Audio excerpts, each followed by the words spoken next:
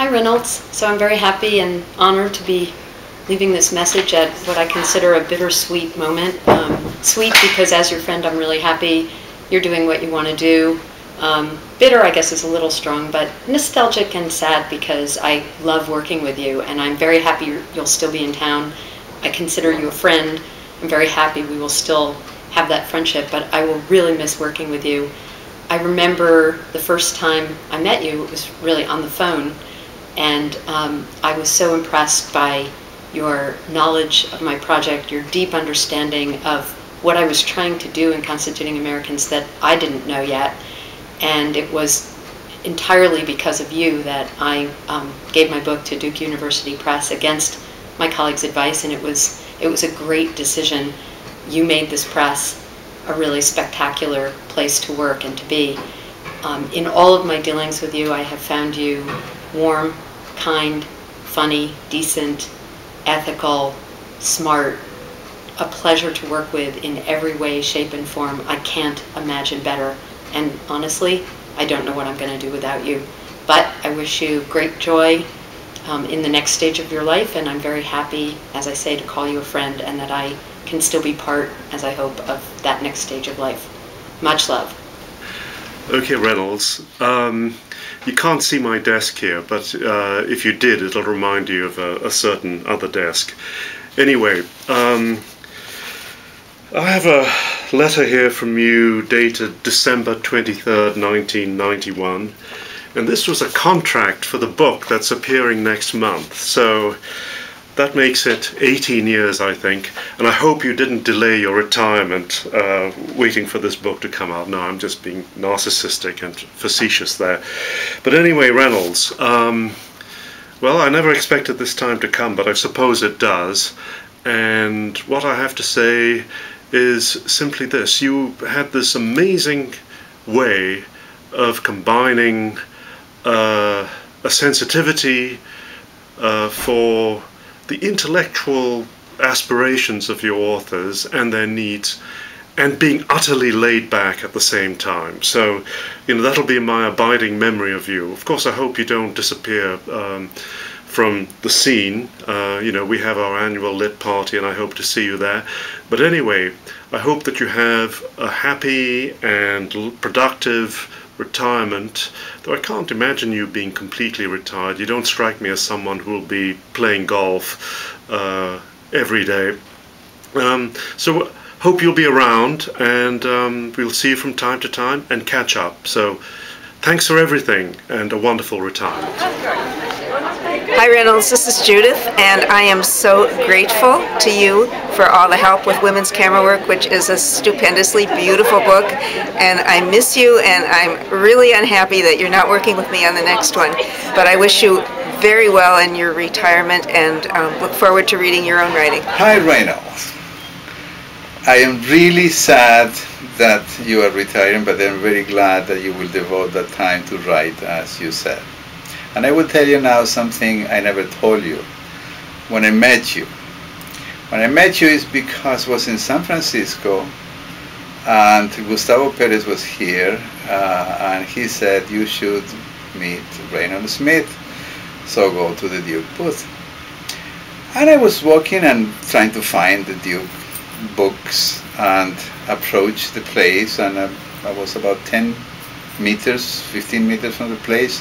So a lot of people around, and the guy with the blonde guy with kind of off-white linen suit that looks like the Great Gatsby. And I said, well, that's an attractive person there. And then I approached and I asked somebody, is Reynolds Smith around? And Reynolds Smith was the Great Gatsby. So that is the way I remember the first moment. The first moment is I shake your hands, and then the other moment that kind of stick with me is when we were having a drink at the Washington Duke Inn and trying to find the title for the Latin American book series. And we had papers and we were writing names and words and combining, and we didn't like any of the possibilities. And so at one moment I said, Reynolds, this has to be something otherwise. And you said that is the title, Latin American Otherwise. And now we have the series.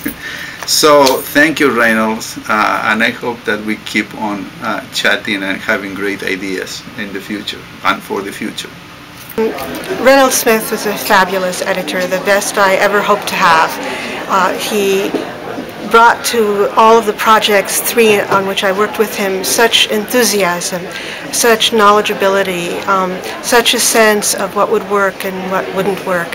He just carried the projects along. He also,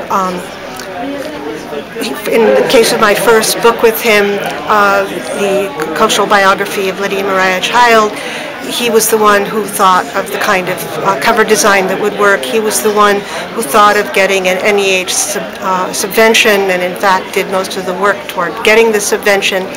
He was wonderful. He was also really enthusiastic about the idea of doing the Lydia Mariah Child reader. It was tremendously helpful in terms of conceptualizing it, in terms of length. And what I especially appreciated was that he didn't have a fixation on length. He had a sense of what would make the best possible book. And that's what he worked toward. So he worked toward a definitive edition of a child biography. He worked toward a really complete and representative selection of Child's writings. And in my latest encounter with him, he fell in love with Albion W. Tourget's Bricks Without Straw, just as I did. He made very enthusiastic arguments for it in the press. He tried to get the price set as low as it could be set. He was wonderful to work with on everything. He made suggestions for annotations to explain things that I didn't realize were obscure because I had worked so long with the book, but he picked them up immediately. He was fabulous. What more can I say? I'm going to miss him terribly, and I can't imagine Duke Press without Reynolds Smith. But I'm sure he's going to devote the time to writing very interesting things of his own that other editors are going to want to pick up. Reynolds has this unique rhythm in which he combines what appears to be a completely erratic relation to your project, the specific assignment in front of him. And then he uses that vagueness, that anxiety that he arouses in editors and authors to transpose the feeling that Reynolds really doesn't quite know what this is about into acts of focused attention that both consolidate your commitment and make certain that the project gets accomplished.